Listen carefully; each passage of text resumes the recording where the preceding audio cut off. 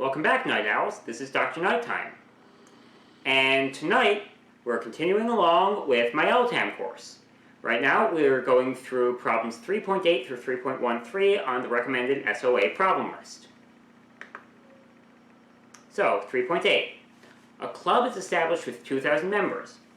1,000 of exact age 35 and 1,000 of exact age 45.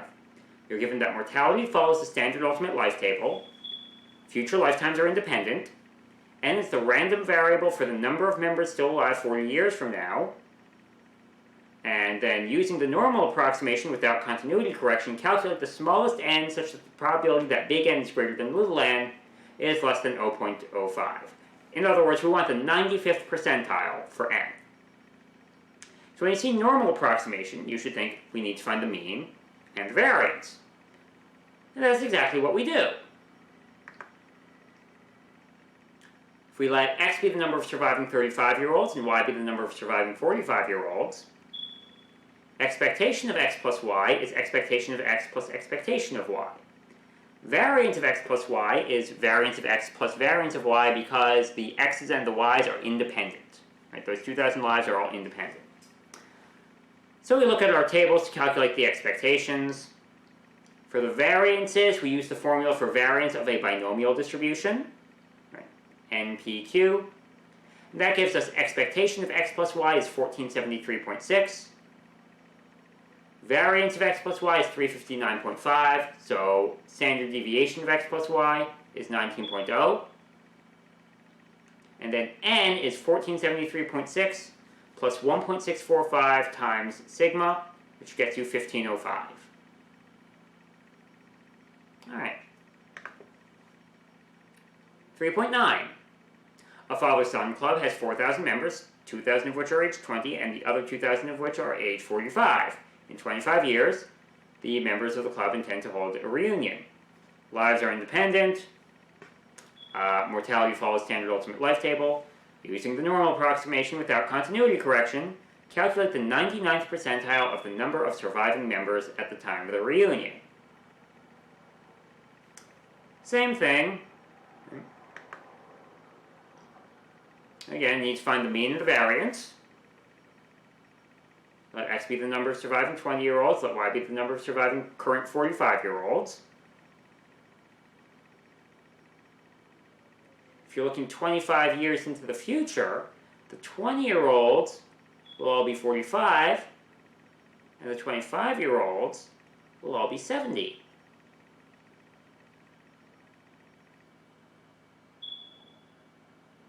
You crunch the numbers, you get an expectation of 3820, and a variance using, again, that binomial distribution formula. You should recognize this immediately as the sum of two different binomial distributions, because for the 20-year-olds and the 45-year-olds, you have a large number of independent Bernoulli events, right? Events that can go one way or the other.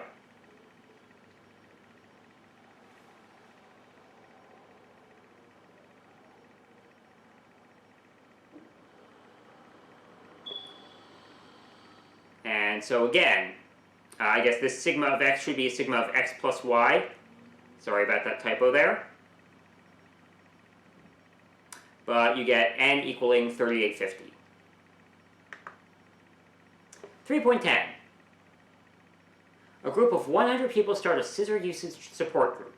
The rate at which members enter and leave the group is dependent on whether they are right-handed or left-handed. The initial membership is made of 75% left-handed members and 25% right-handed members.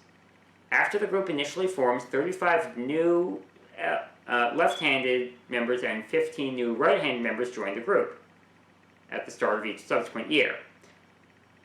Members leave the group only at the end of each year. Q for L's is 0.25, Q for R's is 0.5 year to year.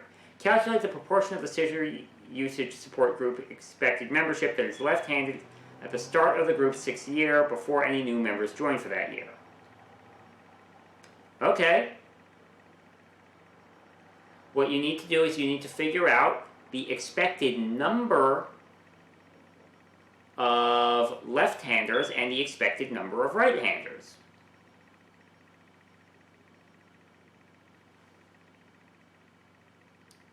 you start with 75 left-handers and 25 right-handers.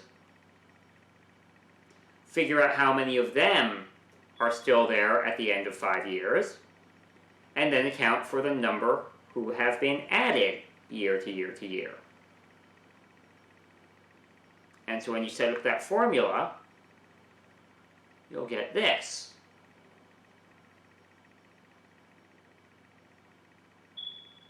Now you can either do this arithmetic directly, or for these sums here, you could realize that these are finite geometric sums, and do the geometric series line dance, or just plug into the sum of finite geometric series formula. I trust you know how to do that if you're taking an LTAM course. And that gets you the number of expected left-handers at 89.6, and the number of expected right-handers at 14.8. And you get X, the answer you're looking for, 89.6 over 89.6 plus 14.8 is 0.86. 3.11. For the country of Guyana, Guyana publishes mortality rates in biennial form. Mortality rates are of the form 2Q2X. Deaths are assumed to be uniformly distributed over each 2-year period. And they give you 2Q50 and 2Q52. Calculate the probability that a 50-year-old dies during the next 2.5 years. Now, one approach you could take, just really, really coarse approximation, but given how far apart these numbers are, you could actually just do this. You could say there's a roughly 2% chance that you'll die in the next 2 years, and a 4% chance that you'll die in the next 4 years. Or, sorry, 4% chance that you'll die in the subsequent 2 years, which means a roughly 1% chance that you'll die in the half year after the first 2 years, right? You just divide this by 4, approximately. In fact, if they're uniformly distributed, you'll get that a little bit better than approximately. That it would be the difference between a conditional probability and an absolute probability, but since you're almost certain, like 98%, to make it that far anyway, there's no pragmatic difference between those. So you say, okay, 2% chance I'll die in the next 2 years, 1% chance I'll die in the half year after that, 3%. So we know the answer should be B. If we want to calculate it more precisely, probability of surviving these 2 years is 0.98.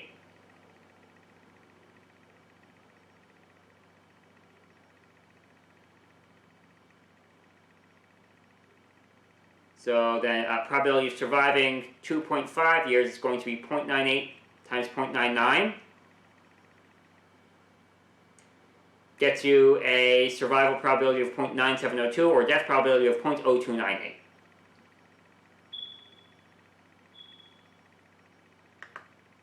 Alright.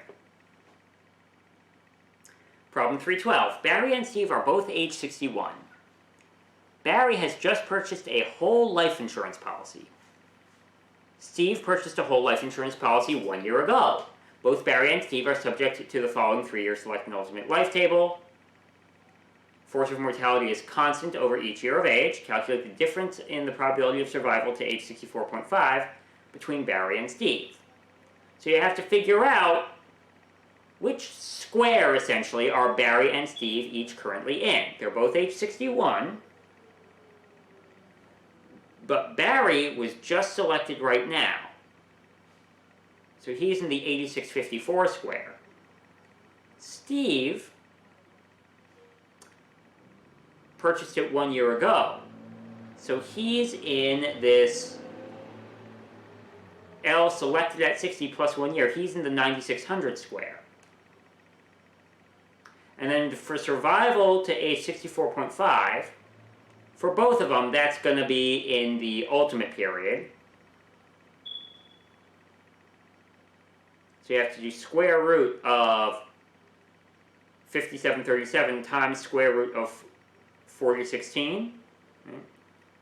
And so you do that.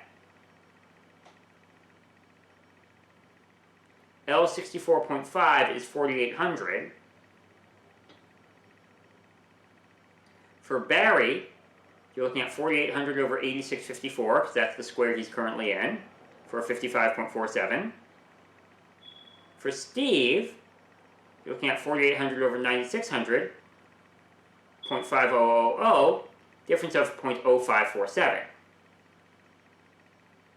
So to review, you look at this, you think, okay, so you see constant force of mortality. That means for the one fractional age, you'll have to do the whole geometric mean power thing. In this case, it's square root. Okay.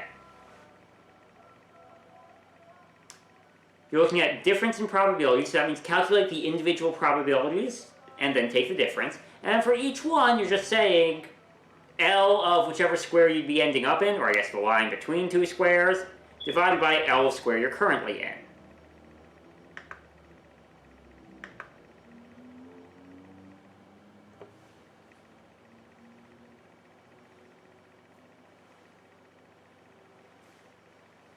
.13. A life is subject to the following 3 years select an ultimate table. Let me give you the table. You're also given that the current expectation of life for a 60-year-old is 1. Deaths are uniformly distributed over each year of age.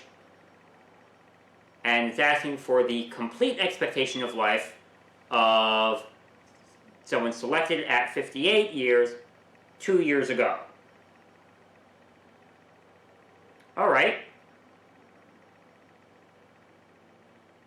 So, first thing you'll notice is you're being asked to compare a curtate to a complete. But when deaths are uniformly distributed, the complete is just 1/2 plus the curtate. All right. So we can try to solve curtate expectation of life and then convert to complete.